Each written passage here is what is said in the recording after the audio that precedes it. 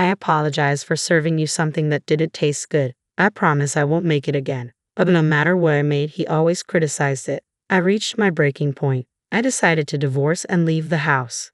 Then something unexpected happened with my husband and our eldest son. When a woman gets married, she's often not called by her first name anymore.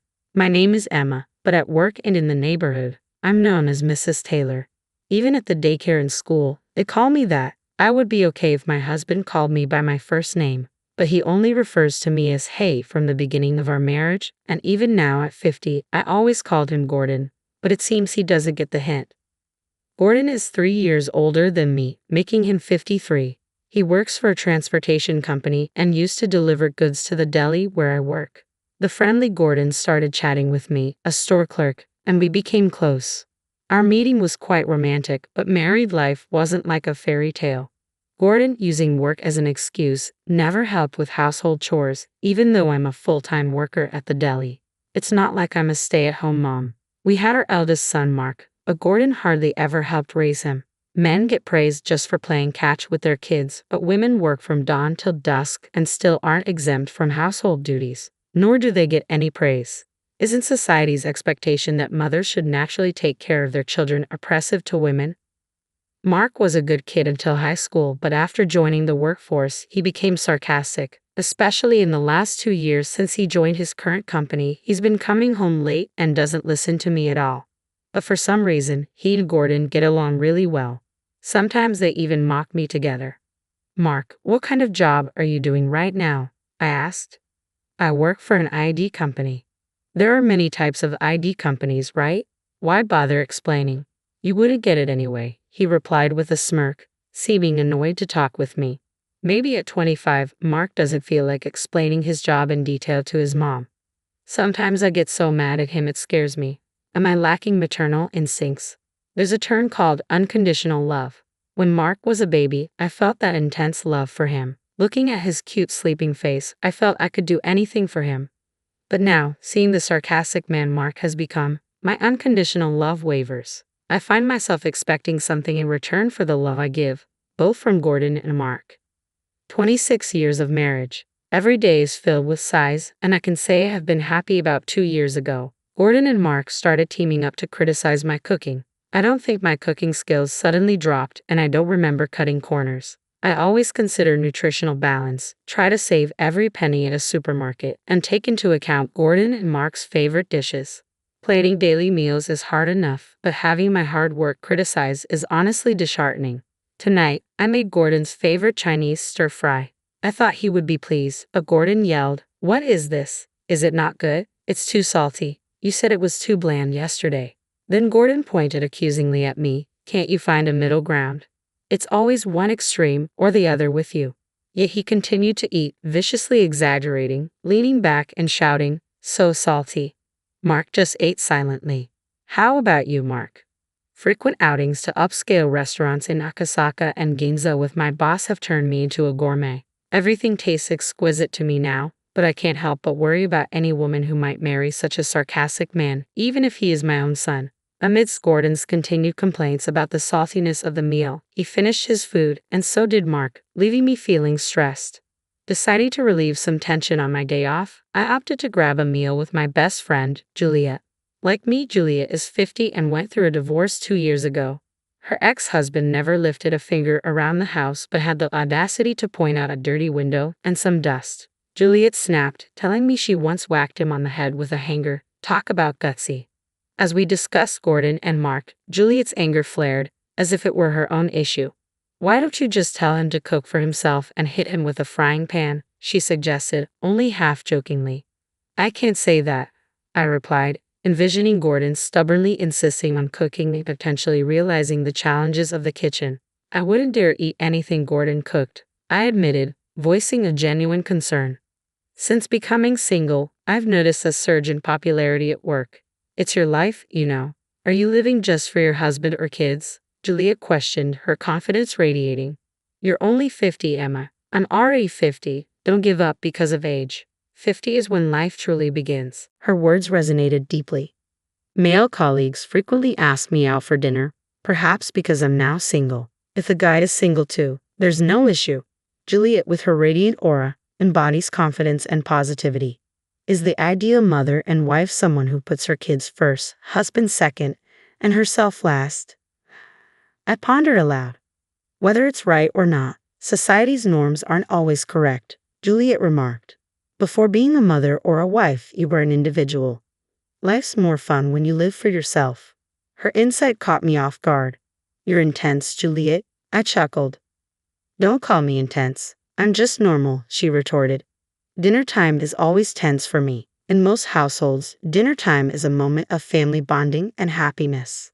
My disappointment welled up as I tried to hold back my emotions, realizing that even Mark's favorite curry rice couldn't escape Gordon's criticism. I turned to Mark, asking tentatively, "Is it too sweet for you?" "I prefer spicy or medium spicy, but more importantly, I know this amazing curry place." It didn't seem fair to compare a home-cooked meal to a dish from a Michelin-starred chef. Cooking wasn't just about hearing Gordon's harsh words and Mark's sarcastic comments without considering my feelings. Gordon sighed. "Oh, my mom's curry rice was the best, just like home." I wanted to suggest he have his mother cook for him every day, but I held back, fearing it would only escalate their arguments. While assisting the customer at work, my manager, Mr. Smith, complimented me. "Mrs. Taylor, your customer service is always so cheerful and genuine." "It's great, really. Thank you so much." His words had power. Even a single compliment could lift spirits. Customer service was crucial. Pleasant staff encouraged customers to return. Despite each deli claiming unique offerings, they all seemed to sell similar items.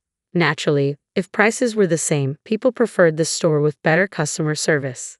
Mr. Smith, 54 and single, didn't seem divorced, nor did he appear against marriage. Standing tall at 6 feet, he was a dapper gentleman and quite the charmer, especially among the younger female staff. Being single in your 50s didn't mean you weren't attractive.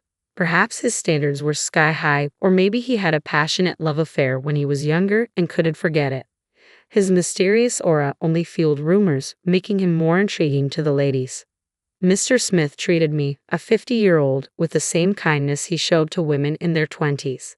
Such a gentleman. I couldn't help but wonder how Gordon and Mark behaved at work. If Mark made snide remarks to his colleagues like he did at home, he would definitely be the talk of the office. I worried about Gordon, especially.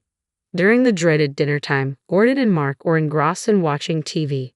It was a show featuring family restaurant staff showcasing their best dishes, judged by renowned chefs. As I casually watched, Gordon chimed in, "Don't you ever think of going on this show? Why would you fail everyone?" Mark joined in, laughing at his father's joke. "They would probably say, 'Are you trying to kill me with this?' and throw a rejection card at you. That's just too much." "So, should we order pizza tonight?" I suggested, hoping to steer the conversation away from criticism. "Pizza? I'm in the mood for a hamburger steak takeout from the family restaurant." Seeing my rare defiance, Gordon's expression changed. "What's with the attitude? Even I have my limits, you know." Mark laughed along with his father, singing "I Want You Back" in full chorus. I wasn't amused. "What's I Want You Back? Don't you know anything?" As they continued to have their fun, I felt left out and lonely. Juliet's face came to mind, and the word divorce crossed my thoughts. After work, Mr. Smith called me over. "Emma, sorry, Mrs. Taylor," he corrected himself. I smiled at him, saying, "If you want to call me that, it's fine." For a moment, a forgotten thrill washed over me as a love song played in the background of my mind, but I quickly dismissed it. Life isn't that sweet. It rarely goes as planned. As expected, Mr. Smith wanted to discuss work, not dinner. "Actually, there's talk of our store making a TV appearance. It's a show where family restaurants and delis showcase their signature dishes and a chef judges them." "I know it. My husband and son watch it regularly. The theme is lunch combos, and there will be an internal tasting session to determine who represents the store on TV. We're thinking of having you, Emma, represent us." I was taken aback and immediately declined. My husband and son criticize my cooking every day. Mr. Smith pondered for a moment. "Do they leave food on their plates?" "No, they always finish it. I have a friend who, no matter how good the restaurant, always says, 'You're satisfied with this?' I know better places, really. Maybe Gordon and Mark are like that." "We need someone like you who cooks daily. Would you consider creating a menu for us?" The responsibility was immense, and I hesitated. but part of me wanted to try. I wanted feedback from people other than Gordon and Mark. Taking the challenge seriously, I crafted a lunch combo. The company's top executives tasted it and unanimously approved my dish. While my colleagues were thrilled, I felt a mix of shock and resentment towards Gordon and Mark. Despite their daily criticisms, everyone else loved my dish. I couldn't understand why they would belittle my cooking. Was it just for fun? Furious, I left work early and stopped by the city office. I didn't tell Gordon and Mark about my selection for the TV show. Tonight's dish was shrimp scampi. For some reason, there were 2 cards on the table labeled pass and fail. After tasting a shrimp, Gordon and Mark exchanged glances and simultaneously raised the fail card. This is clearly a miss. I'm disappointed in this shrimp, Gordon remarked. Were they pretending to be judges? Was it fun to mock someone? I grabbed the cards and confronted them. You fail as a husband. What are you trying to do? You fail as a son, too, I declared, glaring at them. Then, lowering my head, I added, I'm sorry for serving you bad food. I won't do it again. But I had reached my limit with their constant negativity. Placing divorce papers on the table, I announced, I'm filing for divorce. Wait. I won't wait, Gordon protested. I have waited for 25 years. I can't wait any longer. 25 years? Okay, maybe not 25 years, but for the past few years, I've been patient. I can't take it anymore. I'm leaving this house, I declared. In shock, Gordon tried to laugh it off. It's kind of like a camera, right? That's an old reference. Where's the L in camera? He joked, pretending to search. Mark warned him. Dad, she seems serious. Really? Of course, I affirmed, resolute in my decision. Congratulations. You won't have to eat bad food anymore. In a whirlwind of change, I quickly moved out and started living on my own. Juliet's support was invaluable. Without the burden of my foolish husband and clueless son, I could focus on my job. Perhaps when life changes, many things start to shift. The company asked me to appear on TV. No way, I can do TV. You should get someone younger and prettier. That's how TV works, I argued. Most people only get one shot at TV in their lifetime. While part of me wanted to do it, I was worried about how I would look on screen. The show would have the chief judge ask detailed questions about the dish. If it's not the person who made it, they won't be able to answer. Convinced by Mr. Smith and the executives, I reluctantly agreed to the TV appearance. I didn't tell Gordon and Mark. I have blocked their calls, so they can't reach me, and I have no intention of reaching out. Of course, I told Juliet about the TV appearance. She was shocked and said, I want to be on it too, with teary eyes. With nervousness, I appeared on TV with Mr. Smith. It was my first time, and my heart raced with nervousness. Watching the stern-faced chef silently eat my lunch combo, I felt like apologizing before the judgment. This bolognese has Worcestershire sauce, ketchup, and instant coffee, the chef remarked. Finally, judgment time arrived. I prayed as the judges unanimously erased the fail card. They even praised it as delicious and perfect. I high-fived Mr. Smith, blushing. I hoped it wasn't a dream. After that, I got involved in product development and received a raise. Was it luck that things turned around after escaping from a rude husband and a sarcastic son? 3 months after the divorce, Mark visited the store. He had booked up like a football player, which surprised me. What happened to you? I asked. I had been eating at home, so I've been eating out a lot. Before I knew it, I looked like this, he replied. Serves him right. It's probably karma for mocking the food that a top chef praised. I thought to myself. I saw you on TV, Dad shouted in disbelief. Mark smiled, but I only replied, Oh, please come back. Mom, grow up. You're 25. Handle it yourself, Mark retorted. Can I at least live with you if you don't want to be with Dad? Be independent. Don't come here again. I spoke coldly, shocking Mark with my firmness. He left the next day. As I was placing an umbrella stand outside the store, a massive man approached. Emma, who are you? He demanded. Don't play dumb, I replied. It was Gordon, but he had gained a significant amount of weight. Because of you, I've been eating and drinking at pubs every day. Before I knew it, I couldn't move. You have no right to call me that anymore. Gordon tried to laugh it off. Emma, please come back. At this rate, Mark and I will turn to Crusher Blackwell. Crusher? What? You don't know who Crusher Blackwell is? He was a 215-kilo wrestler, Gordon explained, his jokes showing no remorse. I don't want to waste my time talking to you. Please leave, I said firmly. Despite my harsh words, Gordon persisted. I apologize for everything, truly, he said. As he apologized, I remained silent. Your cooking was always amazing. My mother told me never to praise someone too much. If you keep saying something's delicious, they won't improve, Gordon continued. Wait, where are you going? He called out as I retreated into the store. To my surprise, he followed me in. Wait, we were in the middle of a conversation, he protested. I have nothing more to say. If you persist, I'll call the police, I warned him. The police? Gordon looked around dramatically. Why bring the police into a marital issue? We're not married anymore. Just give me one more chance, please. Please leave, I insisted. Suddenly, Mr. Smith emerged from the back. I have called the police. Maybe you should leave, he suggested to Gordon. Who are you? Gordon demanded. I'm the manager of the store. Why are you intervening in a marital dispute? We are not a couple, Mr. Smith clarified, gesturing between Gordon and me. I get it now. Is that why you divorced? Are you two together enough? His rude insinuation infuriated me. What nonsense are you spouting? I won't tolerate it, I snapped. Is it true? Is that why you're so upset? Just then, a police car pulled up and two sturdy officers entered. That's the man, I pointed at Gordon. What are you talking about? Gordon protested as one officer tried to restrain him. He resisted, saying, Let me go. She's my wife. I don't know this giant. So you're denying me now, one officer said. We'll discuss this at the station. The other officer was also thrown off. Had Gordon become so strong as a wrestler?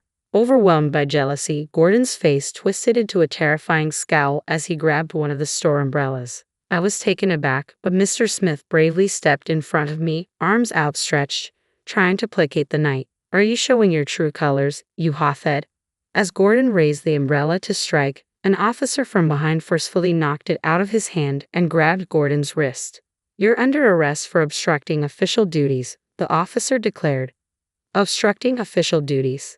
The police's signature move. You think that solves everything? Gordon spat.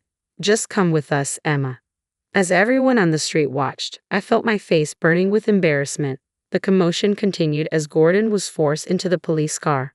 How embarrassing. Are you okay? Mr. Smith asked. I'm fine, thank you. If you ever need help, just let me know, I replied, grateful for his comforting words. You're very kind, Mr. Smith remarked. I'm not kind to everyone, huh? He added cryptically before leaving. Maybe it wasn't a misunderstanding.